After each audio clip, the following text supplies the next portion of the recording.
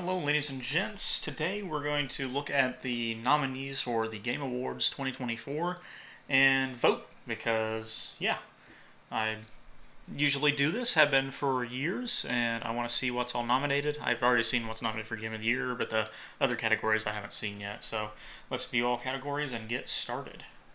We'll do Game of the Year. Alright, so Game of the Year, we have Astrobot, we have Balatro, Black Myth Wukong, Elden Ring Shadow of the Erdtree, Final Fantasy VII Rebirth, and Metaphor ReFantazio. So, this has been causing a stir today. Elden Ring Shadow of the Erdtree. Because a good amount of people don't think that a DLC should be up for Game of the Year, and I would be one of those people.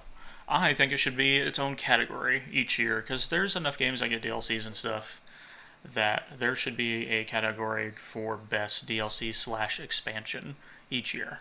And that's where we could throw Shadow of the Erdtree. I am not saying Shadow of the Erdtree is not good though. Shadow of the Erdtree is fantastic. I just don't think it should be up for Game of the Year. And I know that there were some issues with Helldivers 2 eventually, but with how big it was whenever people weren't annoyed or mad at the game for some odd choices from Sony slash PlayStation, it was a phenomenal game. People loved Helldivers 2. So it's kind of weird that it's not on this list for Game of the Year, even though it had those issues. It was fantastic when there were no issues. And that can be said for some of these games, honestly, because like Final Fantasy VII Rebirth, it's kind of muddy whenever you play on the performance mode where you have better frames and stuff like that. And then when you play on the version of the game, if you do fidelity and you want better graphics, well, then the frame rate kind of doesn't do well. However, amazing game. Freaking phenomenal game. And I had to think quite a bit about my choice because I love Astrobot and I love Final Fantasy VII Rebirth. And I agree that, and I do love Shadow of the Erdtree, I really do, but I don't think it should be Game of the Year.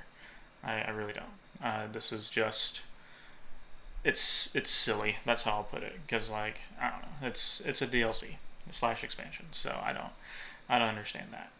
Let's make it its own category because then with flying colors, holy crap, beating everything else out of the water wins for sure. Like, what are we talking about? So I thought about it for a while and I got more time and probably more enjoyment out of Final Fantasy VII. So I'm going to vote for it for Game of the Year. So now we're going to go to next category, which is Best Game Direction. So award for outstanding creative vision and innovation in game design, game direction and design. So we have Astrobot, Balatro, Black Myth Wukong, Elden Ring Shadow of the Erdtree, Final Fantasy VII Rebirth, and Metaphor ReFantazio. So when it comes to other categories, I honestly am indifferent to if there's a DLC or expansion, if said DLC or expansion is a big enough DLC or expansion. So for this, I'm neutral on it being listed here, Shadow of the Erdtree. So I just have to really think outstanding creative vision and innovation in game design and direction. And again, it's between two for me. So we'll just go ahead and say I did not play Balatro. I have seen gameplay and stuff of Metaphor ReFantazio. I did not play it. So I also did not play Black Myth Wukong. I plan to eventually. I did play Shadow of the Erdtree. So it's really between the three things I played, and for me, it's difficult. Man. For best game direction, I am a big PlayStation nerd, but I do love Xbox and Nintendo also. I grew up a Nintendo kid, and I went to my friends' houses to play Xbox a lot, and then I also I had PlayStation. Now I have everything. I just play on everything, and I love all the games. But PlayStation is still my focus just because that's what I grew up on. So it's just it's my comfort one. It's my standard. It's the default. Man, this is really tough. Actually, yeah, game direction for Erdtree is really good too. Okay, and I only thought about Game of the Year, so this is gonna take some time. I'll make some cuts if I have to. This video's too long. So, okay. Award for outstanding creative vision and innovation in game direction and design. Innovation. This is a platformer, but extremely good platformer, and like a love letter to old PlayStation games, which was great at doing. I do not doubt that any of these other three that I did not play don't have that thing. They definitely have awesome game direction. There's no way they don't. I've heard nothing but good things about all these games. So, hell, I even know what Balatro was, or I don't even know how to say it. That's just how I'm saying it. But I know what it is. Okay. I think I do something crazy here, and man, it's just such an adorable, creative, awesome game. And then this one is too. It's hilarious. It's great in basically every way, except for I wish it wasn't as muddy and stuff like that. But I don't really look at that. I don't care about that. Other people might care. I don't give a shit. So, but Shadow of the Earth is really good too. Man, this is taking forever. Okay, award for outstanding creative vision and innovation in game direction and design. Alright, so which game made me the least angry? I'm going to have to say there were some points where... Okay, well, Ash probably make me angry, but I'm not the biggest platformer fan, but when the platformers are good, like Mario and Astrobot, they're great, but still, platformers are not my favorite thing, even though this is a 11 out of 10 game right there. Shadow of the Erdtree... I just had to get good, but there were moments of rage, and there were moments of annoyance in 7 with some things, but I think I'm voting 7 again. I'm a big Final Fantasy nerd, but only in recent years. I did not grow up with Final Fantasy. Best narrative, okay.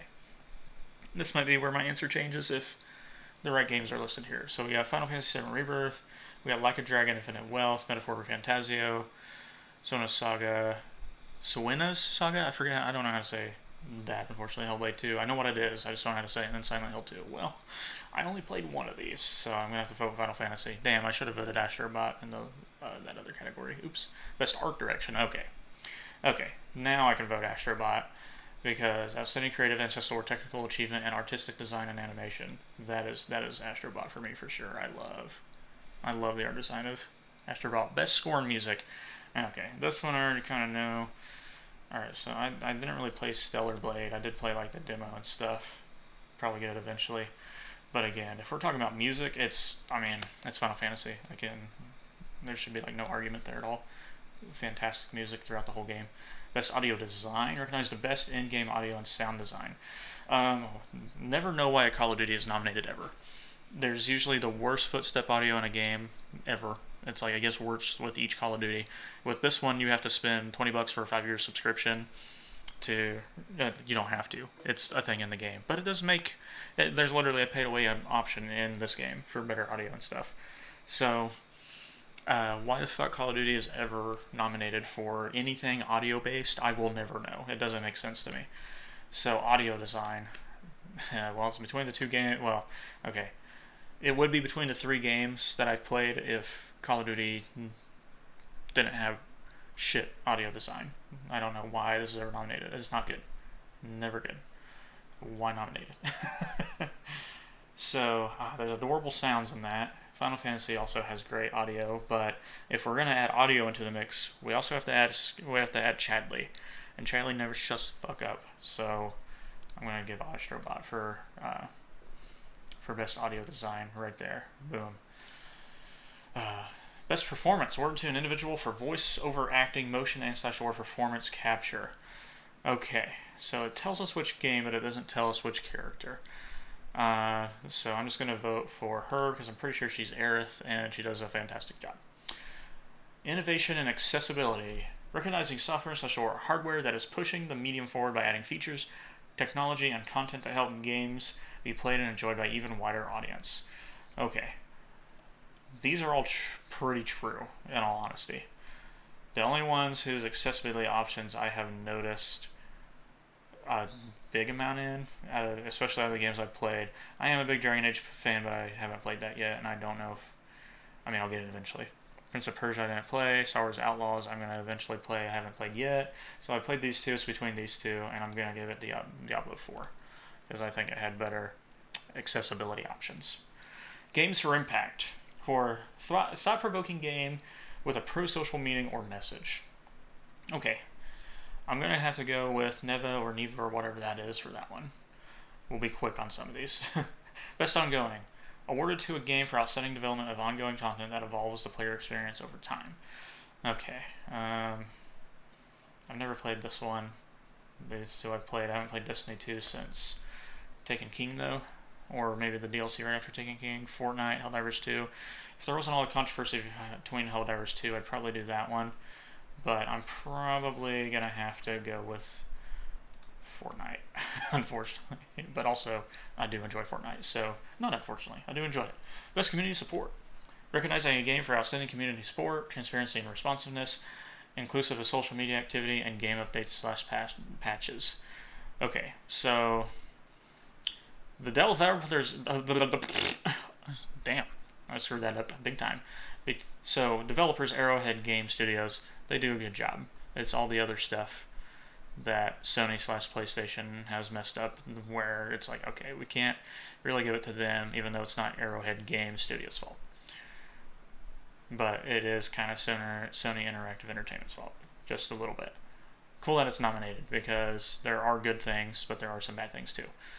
I'm probably leaning No Man's Sky. Fortnite, there's a lot of things that are rage-inducing in that game, and not a lot of stuff is transparent, so yeah.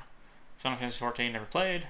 Baldur's Gate 3. Oh, Baldur's Gate 3 has good community also. Community support, I should say. But also good community. So does No Man's Sky. Incredible. I love No Man's Sky. I'm going with it. Their community support is great. Second, very, very extremely close second would be Baldur's Gate 3. Best independent game for outstanding creative and technical achievement in a game made outside the traditional publisher system. I am going to have to go with Animal Well, because that game was pretty dang great. So, yeah, easy one. Best debut indie game. For the best debut game created by a new independent studio, the Plucky Squire. Like, what are we doing? Plucky Squire was incredible. Best mobile game. Okay, for the best game playable on a mobile device. So, the only one I've actually tried out is Pokemon. So, and I have to go over that one. It's the only one I've tried. Alright, best VR / AR. I don't play VR or AR games, so I'm going to go with the one I've heard the most about, which is Metro. So, and that one I've actually heard talked about amongst some friends, like 2 friends. So, best action game. For the best game in the action genre, focused primarily on combat. These are all pretty good. From what I hear for these two, I do enjoy Call of Duty and mainly zombies. I did enjoy Helldivers 2 a lot. I love that game. And Space Marine is also great. I'm probably going to go with Space Marine. I do love Space Marine. Best action / adventure. For the best action / adventure game combining combat with traversal and puzzle solving. Ooh.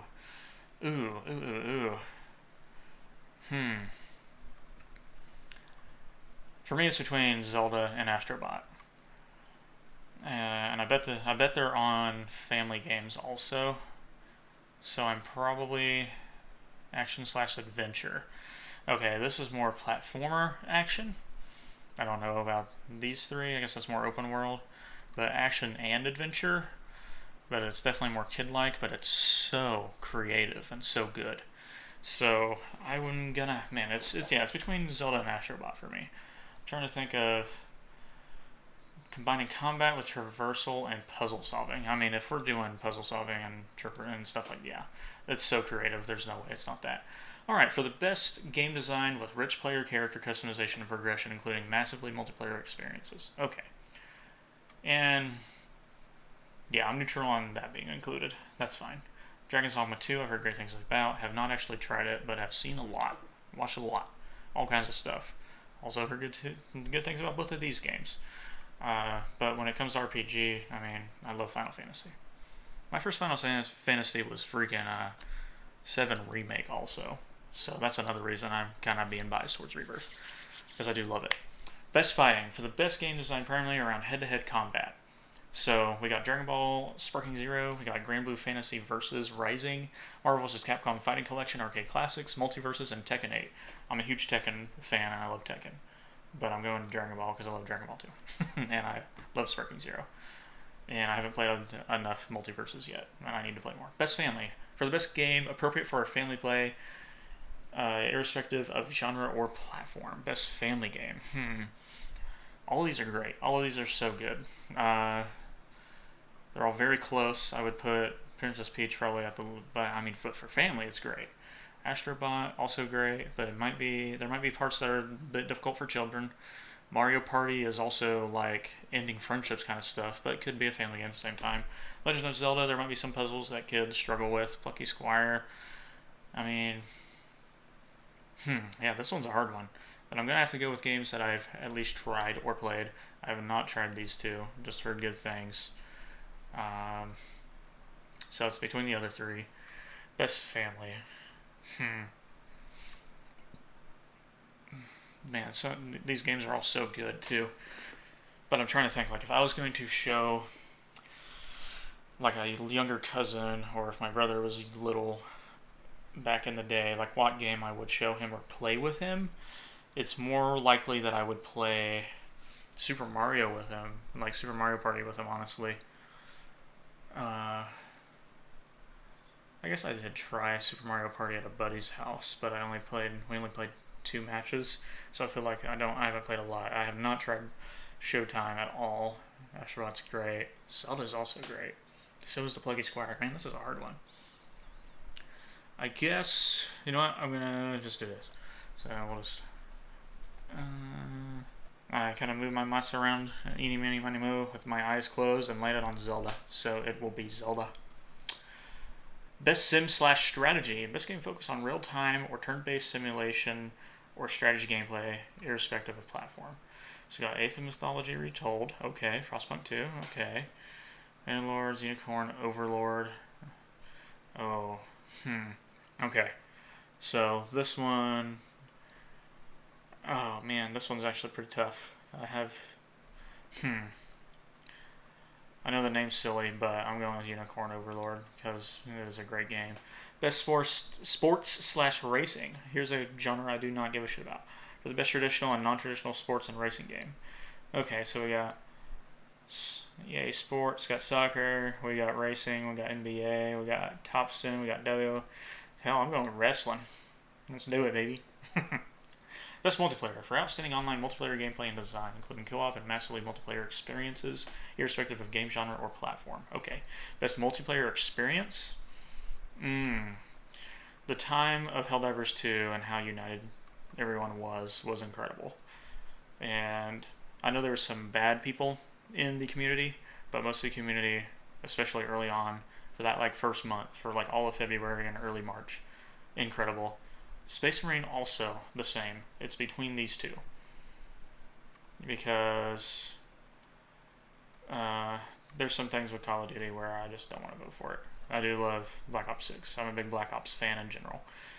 Like any Black Ops game I'm going to like, usually. And I don't think there's one I don't like. Black Ops 2 being the best one. So Helldivers 2 or Space Marine 2. Both are 2s, so I'm having a tough time trying to decide. I'm just trying to think of like my multiplayer experience with both and co-op experience with both and how fun it was. And I'm going to have to give it to Helldivers because it was so good for that like month and a half, that first month and a half. Best adaptation. Recognizing outstanding creative work that faithfully and authentically adapts a video game to another entertainment medium. So we got Arcane, Fallout, Knuckles, Like a Dragon, Yakuza, and Tomb Raider, The Legend of Lara Croft. Alright, for me, it's between Fallout and Knuckles. Knuckles definitely more kid-friendly, and there's some silly stuff. There's like a whole bowling, like, storyline for some reason. And then Fallout was fantastic. I really liked Fallout a lot. So, I'm sure these are all good. I've heard nothing. I've done nothing but hear great things about Arcane. So, but I'm gonna go Fallout personally. Knuckles is definitely a close second. All right, so let's do next category. Most anticipated game. Okay, recognizing an announced game that has demonstrably illustrated potential to push the gaming medium forward. Okay. am anticipating all of these, but this is probably bottom of the list. Death Stranding 2 on the beach is probably the bottom one for me. And then the next four are all so close, I don't think I could rank them. So this is going to be hard. Monster Hunter Wilds, as long as the friends of mine that are supposed to get PS5s and play this with me, that's going to be phenomenal. I'm going to have so much fun. Love the Metroid Prime series, so that's going to be awesome, especially as long as we get it for the next Switch and not the current one, because I need that game to be flawless. Grand Theft Auto 6, it's just taken so long to come out that I'm starting to lose steam on liking it, but I am excited for it, but I'm losing my steam. It's been taking too long. And then Ghost of Yotei, don't know why people are so frustrated over some of the stuff. I don't care if I have to play a woman in the game. I am sad, though, that I don't get to play as Jin Sakai, so I'm hoping we get to see more Jin Sakai stuff, or at least hear about the rest of Jin Sakai's life, or even if we get DLC where we get to play as Jin Sakai back in the past. But I understand changing setting, changing character, even changing time for a little bit, because it's like 300 years later or something. So, I have to really think hard about this. I'll go ahead and get Grand Theft Auto out of there, because, I did realize as I was talking about it, I'm kind of starting to lose anticipation. So it's between these other three. And then Samus, of course, being a woman. You can be a woman in Monster Hunter Wilds. I did like the beta a lot. That got me more excited for it. But I do love Ghost of Tsushima. I do love Metroid Prime. I do, since World, like Monster Hunter. I never tried a Monster Hunter before World, and World was fantastic. And then I played Rise with my buddies. Rise was good too. So, I'm just going to think real hard about it real quick, and I'm going to go with Yotei. Because, or Yotei. Yotei? Yotei. I don't remember how to say it. I looked it up, and then I forgot, so I don't know. But, most participating game, Ghost of Yotei, I think. That's what I'm going to say. I am probably looking most forward to that one, because I love Ghost of Tsushima. Alright, Content Creator of the Year. For a streamer or content creator who has made an important and positive impact on the community in 2024. Alright. Okay, I'm glad to see. So, typical gamer, that's cool, but it's Queso. I mean, what are we doing? If Queso don't win, we're crazy.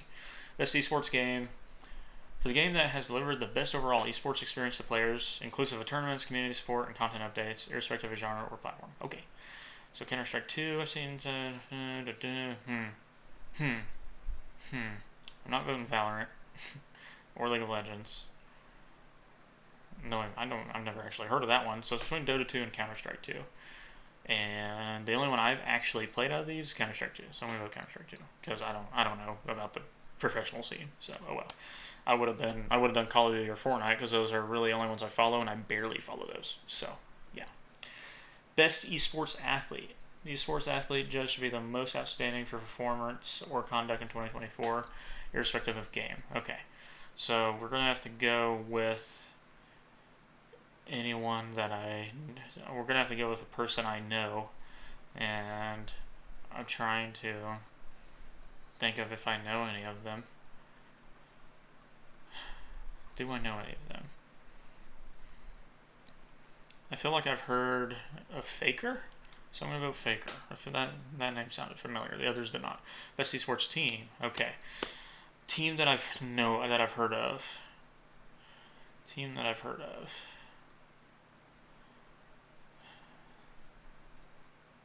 Okay, I heard of Billy. I don't think I've heard of I've heard of Team Liquid too. But it's Dota 2, so I have to vote for them. I don't give a shit about League of Legends. Okay.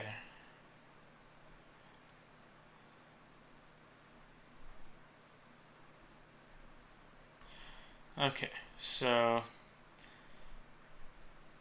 player's choice is going to happen. So I guess I'll have to vote for those also later down the line. So let's view all categories again. And I voted in all of them. And we're going to look at Game of the Year again. And that's the one that I voted for right there. Final Fantasy VII Rebirth. I am a little biased and hope it does win. I will totally be fine if Astrobot wins. And honestly don't care if the other ones win. That's cool. But I'm hoping between Astrobot and Final Fantasy, I will be most happy with Final Fantasy. Elden Ring Shadow of the Erdtree, the only irk I have is the DLC thing for Game of the Year. All the other ones, I don't care. but I think it should be its own category. If you disagree, we can agree to disagree, because I just think it's silly. I'm not all that up in ends about it, like I've seen people online are. There's some real mad people. I'm agreeing with them to a degree, but not completely, where they're all freaking out. It's whatever. I just think it's silly. And go Final Fantasy VII Rebirth. Win-win-win. Anyways, thanks everyone for watching. Hope you guys enjoyed, and toodaloo.